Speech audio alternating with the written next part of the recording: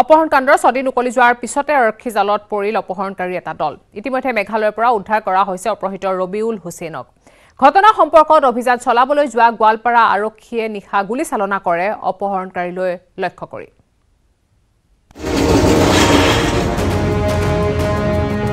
আৰক্ষীৰ পিষ্টল কাটি পৰাবলৈ চেষ্টা কৰিছিলে।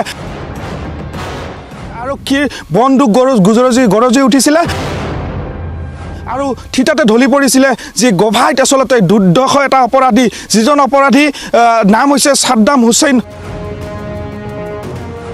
ইটোৰ পিছত সিটো অসম আৰক্ষীৰ এনকাউণ্টাৰ, অপহৰণকাৰীলৈ লক্ষ্য কৰি আৰক্ষীৰ গুলী। এটা অপহৰণৰ আঁত ধৰি নিশা গোৱালপাৰাত চলিছিল আৰক্ষীৰ অভিযান। 9 নৱেম্বৰত কৃষ্ণাইৰ পৰা অপহৰণ হৈছিল কাৰাইখোৱা দেওধুতুৰি গাঁৱৰ ৰবিউল হুছেইন নামৰ লোকজন। গোৱালপাৰা আৰক্ষীয়ে কেইবাদিনো ধৰি অপহৃত লোকজনৰ সন্ধানত অব্যাহত ৰাখিছিল ব্যাপক অভিযান। শনিবাৰে নিশাও অপহৰণকাৰীলৈ লক্ষ্য কৰি গুলী চলাইছিল গোৱালপাৰা আৰক্ষীয়ে, কিন্তু আৰক্ষীৰ কবলৰ পৰা সাৰি গৈছিল অপৰাধী। অৱশেষত অপহৃত ৰবিউল হুছেইনক মেঘালয়ৰ পৰা উদ্ধাৰ কৰে আৰক্ষীয়ে। মাষ্টাৰ মাইণ্ড বুলি কোৱা হৈছে সাদ্দাম হুছেইনক গ্ৰেপ্তাৰ কৰিবলৈ সক্ষম হৈছিল আৰু অপহৰণ হোৱা ব্যক্তিজনকো উদ্ধাৰ কৰিছিলে। অপহৰণকাৰী সাদ্দাম মাৰাক ওৰফে সাদ্দাম হুছেইনক আটক কৰাৰ পিছতে আন এটা অপহৰণকাৰী সন্ধান চলাবলৈ যোৱাৰ সময়তে আৰক্ষীৰ পিষ্টল কাঢ়ি পলায়নৰ চেষ্টা কৰিছিল। লগে লগে আৰক্ষীয়ে সাদ্দামৰ ভৰিত গুলীয়াই আহত কৰে। আহত অপহৰণকাৰী সাদ্দাম হুছেইনক নিশাই গোৱালপাৰা অসামৰিক চিকিৎসালয়ত ভৰ্তি কৰোৱা হয়। ইফালে অপহৰণকাণ্ডৰ মূল মাষ্টাৰ মাইণ্ড সাদ্দাম হুছেইনৰ লগতে আন 5টা অপহৰণকাৰীকো আৰক্ষীয়ে গ্ৰেপ্তাৰ কৰিছে। অৱশ্যে অপহৰণৰ কাৰণ এতিয়াও জানিব পৰা হোৱা নাই। আটাইকেইটা অপহৰণকাৰীকেই অধিক তথ্যৰ বাবে সোধা পোছা অব্যাহত ৰাখিছে গোৱালপাৰা আৰক্ষীয়ে। দুধনৈৰ পৰা অৰূপ নাথৰ সহযোগত গোৱালপাৰাৰ পৰা ৰিংকু দাসৰ report, news 18 Assam north east. আলফাত নতুনকৈ অসমৰ যুৱক যুৱতী যোৱাটো বন্ধ কৰিব লাগে চৰকাৰে। মুখ্যমন্ত্ৰীক ৰাজধৰ্ম পালন কৰিবলৈ আহ্বান সাংসদ প্ৰদ্যুৎ বৰদলৈৰ। আগবঢ়ালে কেইবাটাও পৰামৰ্শ। সশস্ত্ৰ বিদ্ৰোহী সংগঠন আলফাত অসমৰ যুৱক যুৱতী নতুনকৈ যোৱাটো বন্ধ কৰিব লাগে বৰ্তমানৰ চৰকাৰখনে। কিয় এনেদৰে যাব লগা পৰিস্থিতি হ'ল সেই কথা অসমৰ মুখ্যমন্ত্ৰীয়ে অতি সংবেদনশীলভাৱে অনুধাৱন কৰা প্ৰয়োজনীয়তা আহি পৰিছে। এই মন্তব্য কংগ্ৰেছী সাংসদ প্ৰদ্যুৎ বৰদলৈ। আলোচনাৰ মেজলৈ আহি চবেই মূল সুঁতিলৈ ঘূৰি আহিছে, কিন্তু এনেকুৱা সময়ত আমাৰ উঠি অহা প্ৰজন্মৰ অকল এই 5গৰাকীয়ে নহয়, মই খবৰ পাইছোঁ যে এনেকুৱা ধৰণৰ অকল 5গৰাকী ছোৱালীৰ কথাহে কৈছে, কিন্তু ল'ৰাও তেনেকৈ আজি প্ৰায় 2-3 মাহত এই বস্তুটোত চৰকাৰে গুৰুত্বপূৰ্ণভাৱে ল'ব লাগিব। কংগ্ৰেছৰ সাংসদগৰাকীয়ে ক্ষোভ প্ৰকাশ কৰি লগতে কয় যে অসমত বৰ্তমান ধৰ্মীয় মেৰুকৰণ কৰি চৰকাৰৰ কাম কাজসমূহ চলি আছে। সেই নীতি পৰিহাৰ কৰি ৰাজধৰ্ম পালন কৰিবলৈ মুখ্যমন্ত্ৰী হিমন্ত বিশ্ব শৰ্মাক আহ্বান জনাইছে। দেশৰ ভিতৰতে এখন উন্নয়নশীল ৰাজ্য গঢ় দিবলৈ হ'লে ৰাজধৰ্ম পালন কৰিব লাগিব। সংবিধানৰ শপত খোৱা প্ৰতিজন জনপ্ৰতিনিধিয়ে ৰাজধৰ্ম পালন কৰা উচিত বুলি মন্তব্য কৰে সাংসদ প্ৰদ্যুৎ বৰদলৈ। মৰিগাঁৱৰ পৰা পৱনজ্যোতি ডেকাৰ report, news 18 Assam north east. ভাৰতৰ আটাইতকৈ বৃহৎ টীকাকৰণ অভিযানত সেৱা আগবঢ়াইছে ANM নাৰ্ছসকলে। দেশত 100 কোটি টীকাকৰণৰ লক্ষ্যত উপনীত হোৱাৰ মূলতে ANM সকল। দেশত কোভিড আক্ৰান্ত সংখ্যা বৃদ্ধি পোৱা সময়ত নাৰ্ছসকলে সুচাৰুৰূপে পালন কৰিছিল নিজৰ দায়িত্ব। টীকাকৰণক লৈ নেটৱৰ্ক 18 আৰু ফেডাৰেল বেংকৰ বিশেষ কাৰ্যসূচী সঞ্জীৱনী এছত অফ লাইফৰ জৰিয়তে মনৰ বতৰা লৈছো ৰাজস্থান যোধপুৰৰ ANM নাৰ্ছসকলৰ।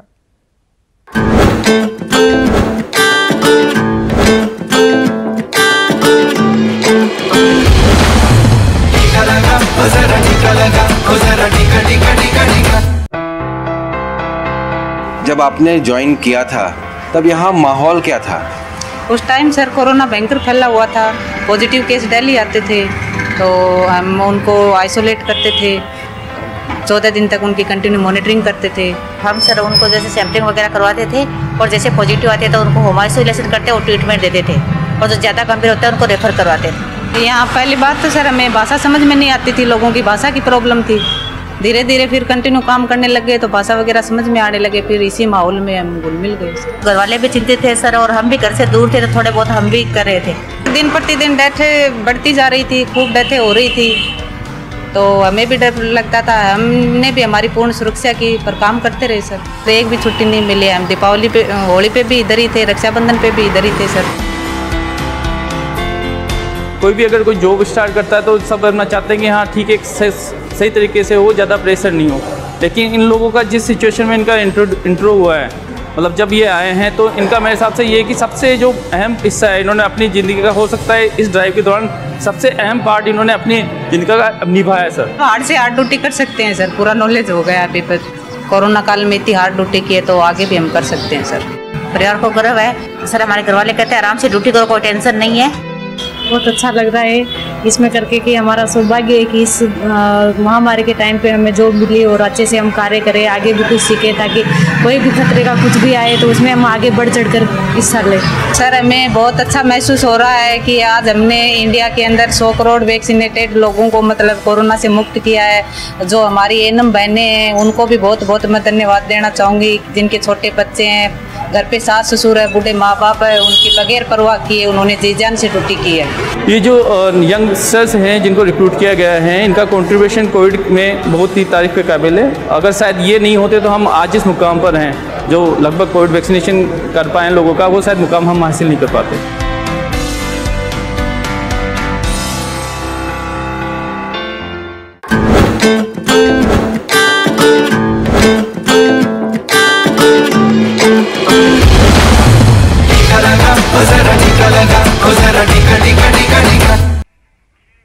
ৰাজ্যৰ চিকিৎসা খণ্ডক অত্যাধুনিক ৰূপ দিয়া বুলি চৰকাৰে দাবী কৰাৰ সময়তে মঙলদৈত উন্মোচিত হৈছে স্বাস্থ্য বিভাগৰ স্বৰূপ।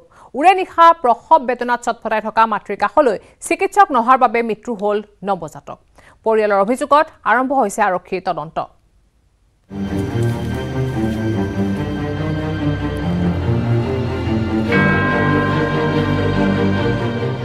মঙলদৈ অসামৰিক চিকিৎসালয়ত প্ৰসৱ যন্ত্ৰণাত উৰে ৰাতি ছটফটাই থাকিল প্ৰসূতি। চিকিৎসক নাই, প্ৰসূতিক তদাৰক নাৰ্ছেই প্ৰসূতি কক্ষলৈ নিলে প্ৰসূতিক। পৰিণতিত ভূমিষ্ঠ হোৱাৰ পিছতেই মৃত্যু নৱজাতকৰ।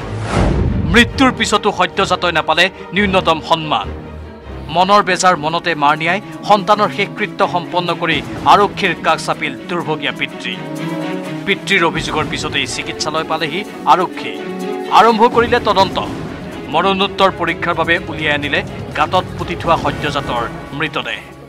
আৰু আমি সেইমতে আমি তেওঁৰ অভিযোগ ভিত্তিত আমি লগত আমাৰ মেজিষ্ট্ৰেট ছাৰক লৈ আমি বডিটো মাটি খান্দি বডিটো উলিয়াই আমি যাৱতীয় যিখিনি আমাৰ আইনীয় কাম আছে সেইখিনি কাম কৰিম। এতিয়া তেখেতসকলে ডেড বডি আনি নৱজাতকৰ বডিটো আনি অলৰেডি অন্ত্যেষ্টিক্ৰিয়া সম্পূৰ্ণ কৰি দিয়ে। তাৰ পাছত আমাৰ পুলিচ প্ৰশাসনক জনায় যে পৰিয়ালৰ আমাৰ ডক্টৰৰ গাফিলতিৰ, হস্পিটেলৰ কৰ্তৃপক্ষৰ গাফিলতিৰ বাবে তেখেতৰ মৃত্যু হোৱা বুলি। শনিবাৰে নিশা 12 বজাত দুগ্ধ চৌধুৰীৰ পত্নী জোনালী বৈশ্যক ভৰ্তি কৰাইছিল মঙলদৈ অসামৰিক চিকিৎসালয়। কিন্তু প্ৰসৱ বেদনাত ভাৰাক্ৰান্ত জোনালীৰ চিকিৎসা কৰিবলৈ নাহিল এশখন বিচনাযুক্ত চিকিৎসালয়খনৰ এজনো চিকিৎসক। কৰ্তব্যত থকা নাৰ্ছেই আগবঢ়ালে চিকিৎসা, আনকি প্ৰসৱ কক্ষলৈ নি প্ৰসৱো কৰালে সন্তান। কিন্তু জন্মৰ পিছতেই সদ্যজাতৰ মৃত্যুৰ পিছত হাহাকাৰ লাগিল পৰিয়ালৰ। ক্ষোভত ফাটি পৰিল দুৰ্ভগীয়া পৰিয়ালটো। নাৰ্ছ বাইদেউ হেৰি কৰিছে, ডেলিভাৰীটো কৰিছে, তাৰপিছত বাচ্ছাটো ঢুকাই থাকিলে। কৈছে আৰু বাচ্ছাটো পেলাই দিওঁ নেকি? তেতিয়া দেউতাকে কৈছে পেলাই কিয় দিম, আমি আমাৰ ঘৰলৈ লৈ যাম বাচ্ছা। আমি গাৰ্জেন উপস্থিত থকাৰ হেৰিত মানে নাৰ্ছে কেনেকৈ ক'ব পাৰে যে হেৰি বাচ্ছাটো পেলাই দিম বুলি। বাৰে বাৰে আহোঁ, নাৰ্ছ নাই আৰু ডক্টৰ আছে বুলি কৈছে। এতিয়া মানে সোধাত ডক্টৰ আছিল, ডক্টৰ চাইছে বুলি কৈছে, কিন্তু মোৰ লগত যিবিলাক পেচেণ্ট আছে গোটেইবিলাকে ক'ব যে এজনো ডক্টৰ নাই। এইমছ স্থাপনেৰে ৰাজ্যৰ চিকিৎসা খণ্ডক নৰূপ দিব খোজা স্বাস্থ্য বিভাগৰ চিকিৎসকৰ কাণ্ডই এতিয়া সৃষ্টি কৰিছে তীব্ৰ প্ৰতিক্ৰিয়া। মঙলদৈৰ পৰা নৱজ্যোতি মহন্তৰ report, news 18 Assam north east. বন্য হস্তি আৰু মানুহৰ সংঘাত আজিৰ কথা নহয়। খাদ্যৰ অভাৱত ভোগা হস্তিকুলে বনাঞ্চলৰ পৰা নামি আহি প্ৰায় উপদ্ৰৱ চলাই আহিছে বনাঞ্চলৰ সমীপৱৰ্তী গ্ৰামাঞ্চলসমূহত। কিন্তু হাতীৰ বাবে খাদ্যৰ ব্যৱস্থা কৰিছে কেইজনমান প্ৰকৃতিৰ প্ৰেমী লোকে। বিগত 2 বছৰ ধৰি বন্য হস্তিক যোগান ধৰি আহিছে খাদ্য। এই প্ৰতিবেদন আগবঢ়াই বিদায় লৈছো এতিয়া বাতৰিৰ পৰা। নমস্কাৰ।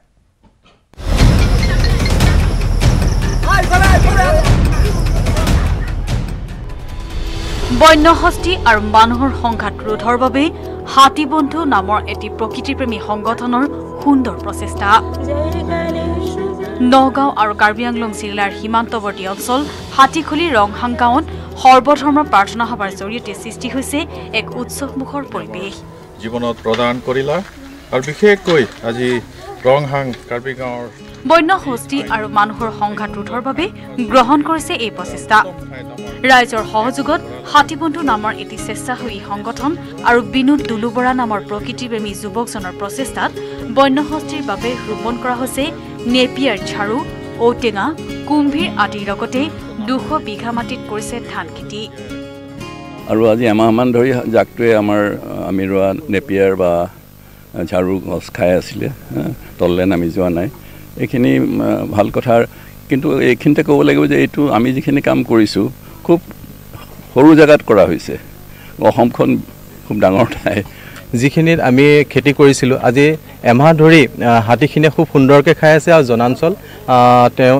তেখেতসকলে পাহৰি গৈছে এতিয়া কৃষকৰ খেতি চপোৱাৰ সময় গতিকে হাতীখিনি গৈ পেলাই এতিয়া নানান উপদ্ৰৱ কৰে আৰু লগতে হাতী মানৱৰ সংঘাত হয় আৰু মৃত্যু হয় এইটো এটা যুগান্তকাৰী পৰিঘটনাত পৰিণত হৈছে কোনেও 3 বছৰ আগত কোনেও ভবা নাছিল যে এনেকুৱা পৰিকল্পনা এটা বাস্তৱত ৰূপ পাব বুলি বন্যহস্তীৰ জাকৰ বাবে Kumar Engineering Power Dealer now with free registration, insurance and easy finance. Contact Skylight Automotive Private Limited 7002845016.